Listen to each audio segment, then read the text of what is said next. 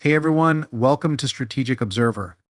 On September 13th, Ukrainian forces launched a massive breakthrough and counterattack in the Kursk region. With tanks providing cover, combat engineers successfully took down the Russian Dragon's Tooth defensive line and cleared out the minefields.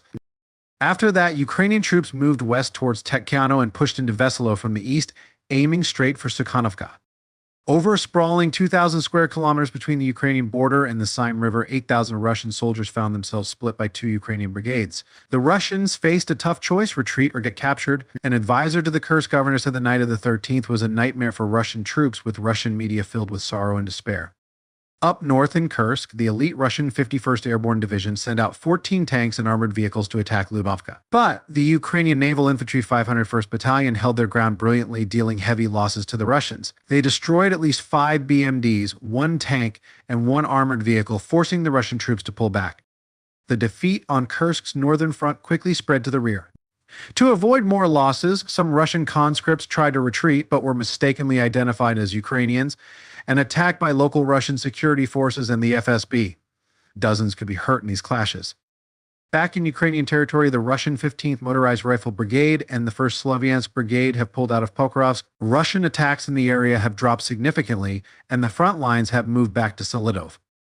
On September 14th, just 20 kilometers southeast of Pokrovsk, Ukrainian brigades 21, 46, and 59 teamed up to repel a big Russian offensive, crushing their attempts to break through Oleksandropol village. This is a major strategic win for Ukraine, forcing Russian forces to redeploy from the main battlefield. A Russian soldier from the Kursk northern front shared some dark truths before he died, revealing commanders cheating in the tough situation in eastern Ukraine. He admitted that reports of occupying Lysovka were fake. The unit actually retreated on arrival, and other units were nearly wiped out. False reporting has become the norm, with many claimed Russian-held areas not really under their control. Plus, he mentioned his battalion leader had ties with Western intelligence, causing the brigade's combat effectiveness to drop sharply. After just 6 weeks of fighting in Kursk, Ukraine hit its strategic goals, making President Putin's plan to reclaim Kursk and take Red Army Village by October 1st look impossible. Ukrainian Commander-in-Chief General Syrskyi revealed that Russia has sent up to 30,000 soldiers to Kursk and plans to keep increasing that number. In response, the Russian Northern Command set up ammo and fuel depots in Belgorod and Voronezh. But the ammo depot in Soldatskoye, Voronezh Oblast got hammered by Ukrainian drones, causing massive explosions and intense fires that filled the sky with smoke. Fuel depots in Nikolsk and Volokhanovsky and Belgorod Oblast also caught fire. President Zelensky announced that the Bryansk-Kursk-Belgorod border area is home to up to 60,000 Russian soldiers. These strikes on logistics hubs are expected to seriously delay Russian counterattacks in Kursk by several months. Ukraine is testing some cool new gear, including flamethrower-equipped robotic dogs, which are great for flushing out Russian soldiers hiding in trenches. Plus, the first drone with a grenade launcher has passed testing and should be heading to the front lines soon. Ukrainian air defense is holding strong. Between the night of September 13th and the morning of the 14th, Ukrainian forces shot down 72 incoming Russian drones. The last 4 either vanished over Ukrainian territory or had to turn back to Russia. The Ukrainian Navy has also been successful in intercepting threats on the water. For 2 nights in a row, Ukrainian drones struck Russian military sites near Mariupol, destroying bases, ammo depots, and air defense systems in Melykino and Glubokoye. The explosions shook the entire city.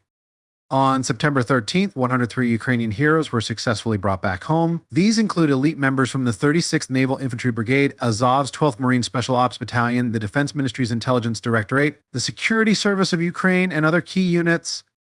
The returning Russian soldiers seem pretty down, showing low spirits about going back home.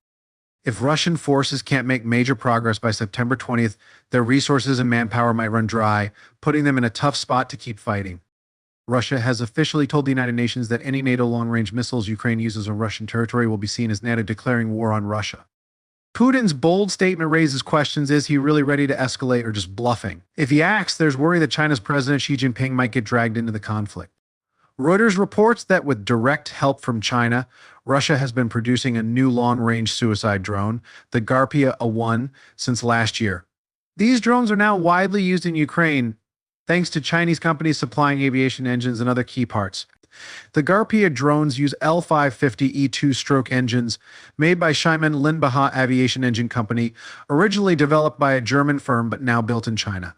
U.S. Secretary of State and Deputy Secretary of State have recently said that China not only supports Russia's military industry, but also provides substantial aid, including advanced suicide drones. This backs up Reuters reports. The secret China-Russia collaboration has been exposed by the West, which is now closely watching to see if Putin and Xi will take further actions. The White House has delayed the decision to let Western weapon systems be deployed in Ukraine, saying they're worried about escalating the conflict. But the real reason is missile production can't keep up. The U.S. dots a TACMS, the U.K. dots Storm Shadow, and France's Scalp missiles are limited by stockpiles and production rates less than 2,000 units in the U.S., fewer than 200 per year, and only a few hundred combined from the U.K. and France. Even if Western countries release their remaining stockpiles, Ukraine could use them up in less than a month. These missiles can't be produced quickly because they need lots of composite materials and high-temperature alloys, making the manufacturing process complicated with strict assembly requirements. Plus, military factories can't just ramp up production due to budget limits and global supply chain issues, leading to shortages of essential missile parts. There were reports that Iran planned to supply Russia with 200 ballistic missiles, but recent reports say Iran actually delivered BM-27 or BM rockets, similar to HIMARS with unknown quantities. While these rockets are quickly deployed, Russia's aerospace forces already have glide munitions designed to Ukrainian positions, where one hit can wipe out an entire platoon. This shows just how tough things are for Ukraine. There are reports that by the end of the year, Ukraine will mass-produce NATO-caliber 155mm ammunition, and production lines for 152mm and 122mm calibers are set up, but it'll take a few years to fully meet wartime needs. Plus, Russia's use of glide munitions is still a problem because Washington won't allow Western long-range weapons to hit Russian airports, fearing escalation. Ukraine now relies solely on its air defense systems to intercept Russian aircraft, but the current interceptors aren't enough, and Western production can't keep up. Patriot PAC-2 systems mainly intercept aircraft and cruise missiles with a yearly output in the hundreds. PAC-3 systems for ballistic missiles produce fewer than 300 units annually. NASAMS uses AIM-120 air-to-air missiles, making several hundred each year, but still not enough against Russia's massive attacks. Germany's IRIS-T systems, built to counter cruise missiles and drones, produce fewer than 100 units each year.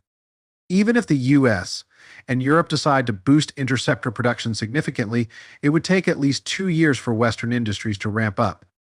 Russia relies on sheer numbers for its air defense interceptors, maintaining strong military production despite sanctions. Additionally, China quietly supplies Russia with electronic components and radar technology. While not as good as Western systems, Russia can still fire lots of low-cost missiles to make up for precision and performance gaps.